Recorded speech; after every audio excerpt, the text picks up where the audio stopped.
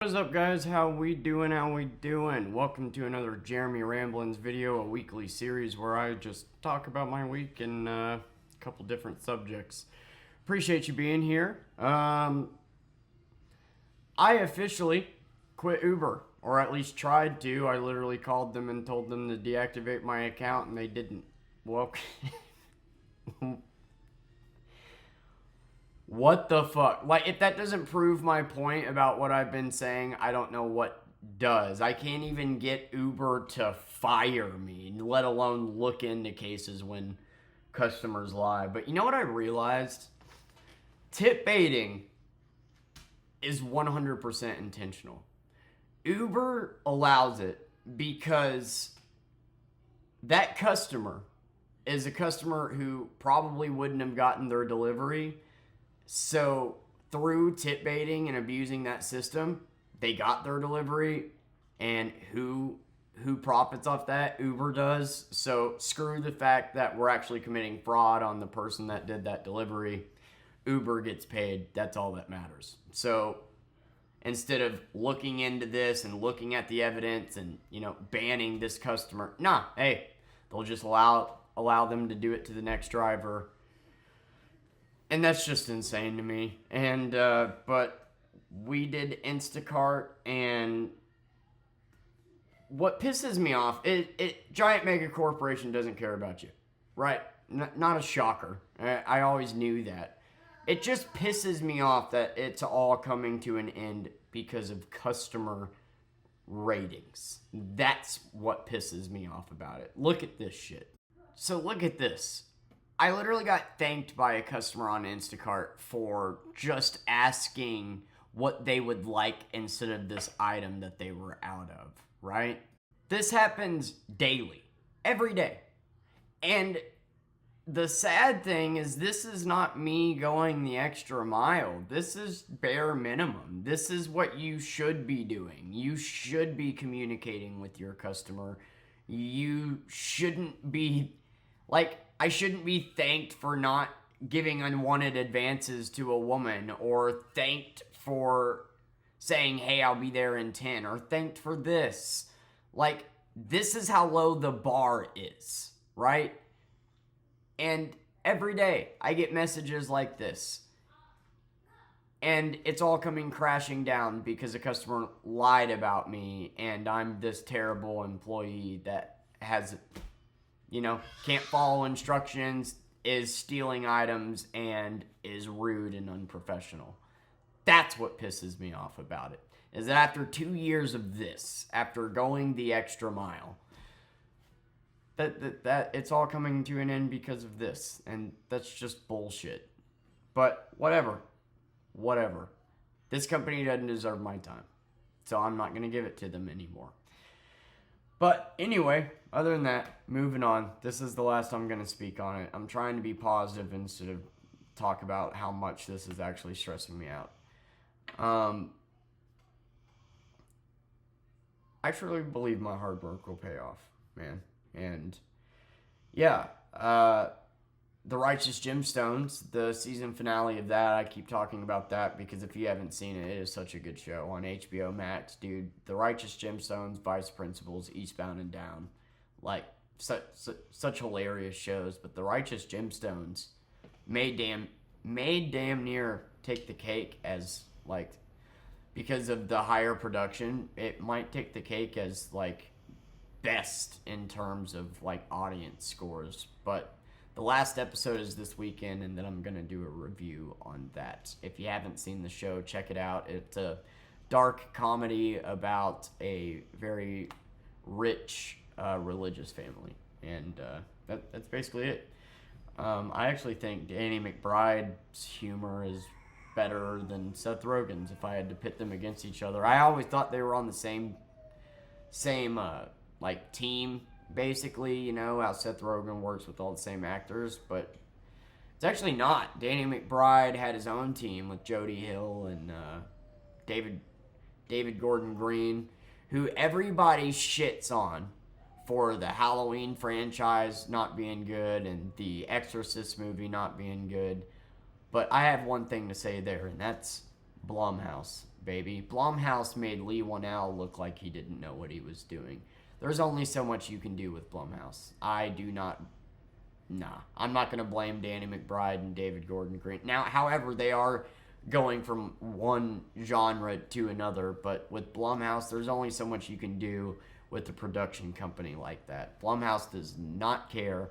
If they could, they would give you 60 minutes of a black screen because they know they'll make a profit off of it. $1 million budget, dude, or something like Halloween, $5 million budget, you can literally make pure dog shit, and they know they're going to make their money back because $1 million means 100,000 people need to buy a ticket out of a population of 8 billion, and that's absolutely going to happen. So I think Blumhouse is the epitome of ruining movies. I remember back when, like, Paranormal Activity came out. That was their first movie, if I recall, and just the marketing for it, just showing the audiences, oh my god, this is the scariest movie of all time, the scariest. I was so excited about it, and it let me down. And ever since then, I have paid attention, and Blumhouse should stick to action thrillers like The Purge Anarchy, not horror movies. There are horror movies for kids. Horror movies for people that don't normally watch horror movies. That's what Blumhouse is. Quantity over quality. Let's pump out all these PG-13, like Megan 2.0, right? Like, they need to stick to action thrillers, not horror. It pisses me off that people, like, actually think that they're a fucking horror production company. They are not. They make horror movies for kids. That's what Blumhouse is. Jason Blum, you suck. You really do. Like you're ruining horror. I wrote a paper on it in college. And I wanted to talk about, I guess, since we got 10 subscribers this week, where I plan on going with the channel, you know. You guys keep me going. You guys keep me wanting to make videos. And eventually I want to get another camera to have 2 different angles and get a microphone to pick up, you know, better volume. I know you got to turn the volume all the way up to hear me, unless I sit this close. But, yeah, get a different camera. I want to eventually get a PC, a different mic, and whatnot. I had a subscriber ask how far away I am from being monetized. And I believe you gotta have 500 subscribers and 5,000 hours of watch time in 1 year. I've actually almost hit the watch time, but not the subscribers. And we're gonna reach a year in September, I believe, is when I started making videos. So that means you know, this year won't count, essentially. So next year I have to try to gain 500 subscribers. Is that how it works? Either way, I mean, you know, it's very wishful thinking to think I'm going to get there, but you never know. There's a chance. But if I do, I'm definitely going to have to start watching my mouth more and, you know, nobody's going to want to sponsor me or whatever if I'm over here just dropping the F-bomb left and right and talk about some of the subjects that I do. But that's the thing, man. I never want to change what I'm feel like discussing for the numbers, you know? Like, if I want to talk about this political thing, I'm going to talk about it. You know what I'm saying? If it is, my theory is that at a certain point you should start to snowball. And it's just a matter of establishing proof of concept and getting an audience and a handful, and 2 people commenting on every video leads to the videos being seen more in the algorithm to where you get to 200 subscribers. Now 10 people are commenting every video, boosting it up even more in the algorithm, and then it should just like snowball. But at the end of the day, I gotta make decent content and not talk about my job 3 videos in a row or be mopey. And like, I don't mind being vulnerable with you guys. You know, I've done it plenty of times, but I want my, videos to have like a positive message. Like yesterday, I did 30 takes on that video because everyone was just depressing.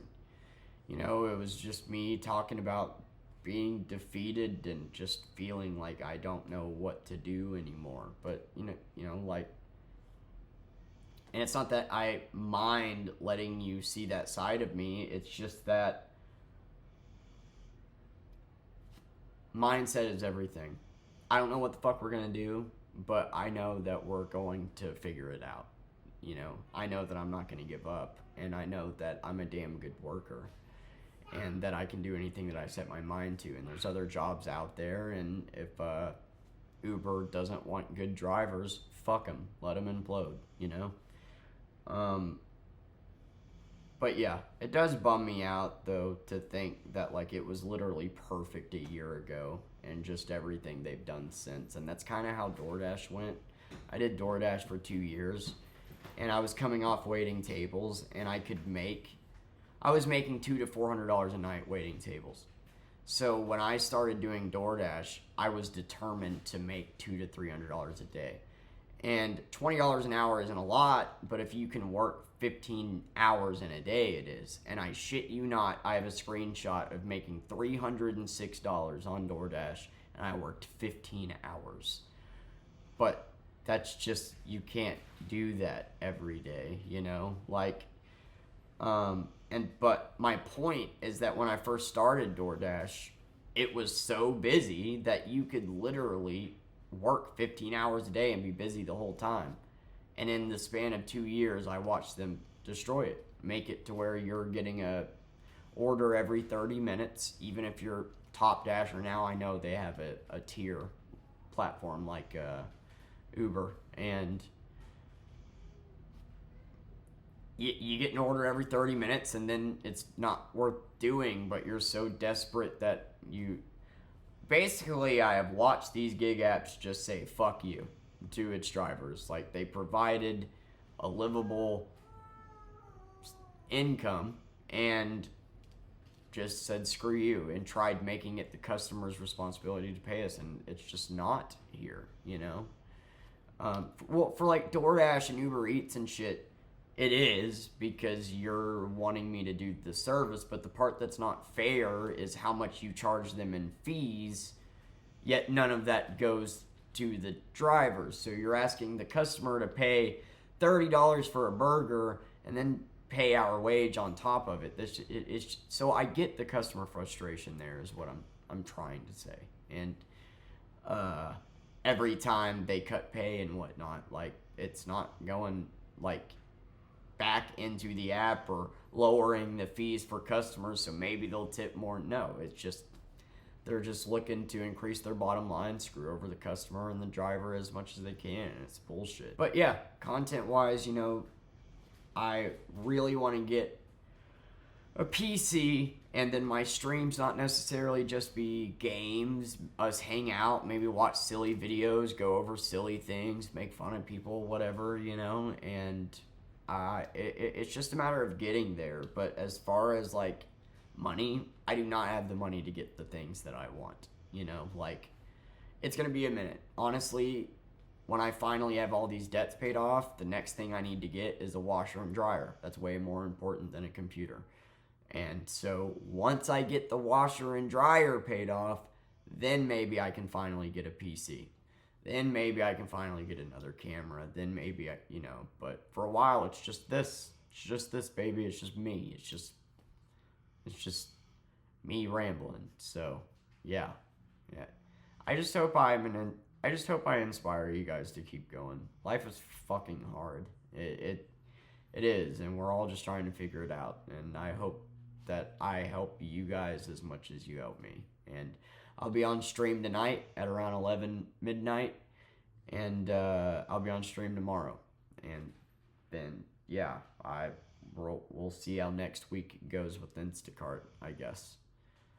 I'm on a waiting list with Spark, and for whatever reason, in my area, Amazon Flex is not a thing. So, anyway, I love you guys, and I appreciate all the support, and I'm sorry my videos have been just about work the last few days, not really a specific topic at hand, but I've just been really stressed out, and rent's due today, and I'm short, and that's the facts, and I don't know what the fuck to do, but I know that I can't give up, and I can't keep looking at things as poor me, and I've gotta figure it out, and at the end of the day, there's a roof over our head, Persephone's happy, that's all that matters, and until the day I die, that's all that's gonna matter to me, and it just means a lot that you guys are here to watch, to encourage me to keep going, and I hope I do the same for you, and I love you guys. Oh yeah, football. Wanted to add that in here real quick. Somebody gave me a dislike on my Aaron Rodgers video, yet didn't tell me why they disliked it. Why don't you explain to me how the fuck Aaron Rodgers would take us to the Super Bowl and how I'm wrong on that? Please. Everybody's entitled to their opinion. That's fine. I'm not saying Aaron Rodgers wouldn't make Pittsburgh better. He would. We would be better with Aaron Rodgers than we would without him. But we would not be good enough to get a Super Bowl ring. That's my point. And he would only sign on for a year, maybe two at most. So if we get Aaron Rodgers and we're better but not good enough to get a Super Bowl ring, and then that would be wasting time. That would be wasting 2 years that could be spent rebuilding, building up a new quarterback, and making moves. We need to bomb. So, fuck your dislike with no explanation. Like, Aaron Rodgers is such a narcissistic dude that just needs to retire, and if we were to recruit him, it would result the same way, okay? It really sucks that we have such a talented defense and a player like TJ Watt, and that we are where we are, but we have no run game. We have two weapons now, which is great, but we have a new offensive coordinator that's about to work with yet another quarterback, and we have a coach that is used to working with veterans. So we just need to rebuild, and Aaron Rodgers ain't the answer. So I'm sorry whoever that made mad, but it would just be stalling is what it is. And no, he wouldn't. There's no denying that he would make the team better, but he wouldn't put us over that edge to make us Super Bowl bound. So again, what would be the point? There's no denying that Russell Wilson was a better quarterback than Justin Fields. But again, what was the point in starting him? We did nothing. We accomplished nothing. We could have maybe seen a larger sample size from Justin Fields and actually maybe made it further, or at least known, okay, Fields is not the answer, let's draft somebody else, instead of wasting a season on Russell Wilson. Delusional. Pittsburgh has the most delusional fans I've ever seen. All year, man. Russell's taking danger, Russ. We're going to the Super Bowl, baby. With no weapons, no run game, a new OC. We're going to the Super Bowl. Keep in mind that amazing game Russell Wilson had against the Bengals, it took a defensive touchdown for us to win that game. So even with the numbers he put up, we still would have lost if it wasn't for our defense being so fucking good. And unfortunately, a lot of the credit goes to Russell when our defense is a large part of why he had success. But look at how many turnovers our defense produced, and then Russell did nothing with it versus Fields. Just saying, look, I'm a numbers guy. The numbers are there. Bringing in Aaron Rodgers would do nothing. So it would make us a little bit better. Look at our draft. Look at our draft. Do you want that to be every year? This draft was such a nothing burger for the team. So yeah, man, we need to rebuild. We need to tank, and we do. Or otherwise, we're always going to be the 200th pick, and like it hurts me. We're in the worst spot in football, and we're not going to get better by getting this, yes, proven quarterback to take us to the wild card round and lose. Okay? So we need to rebuild. I know what I'm talking about here. I've watched Pittsburgh for 20 fucking years, okay? Anyway, that's it. That's all I got for you. I love you guys. And you're awesome. You're fucking awesome. And we're going to figure it out. Don't you worry about us. We're going to figure it out. And I'll be on stream tonight. See you there. If you show up, you can decide what game I'll play. I'm going to pop in Fortnite to play. But, or not pop. I'm going to, I'm going to pop it on and play it. And then if somebody shows up, you can pick whatever game. I'll play it. I got Spider-Man 2, Astrobot, Twisted Metal all on PlayStation. And then PlayStation, I can actually see your messages on TV, but don't have a camera.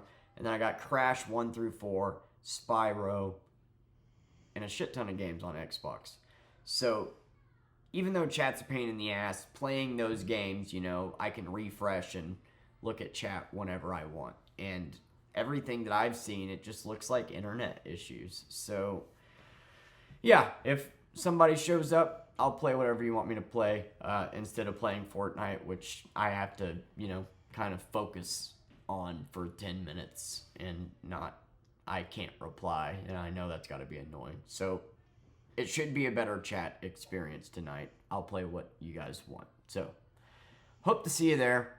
I'll be on tonight, tomorrow, around 11 to midnight. All right? So for California time, that'll be 9 to 10. For Australia, that'll be like 2 to 4. It's so cool to me that I got people from other countries interested in the channel, man.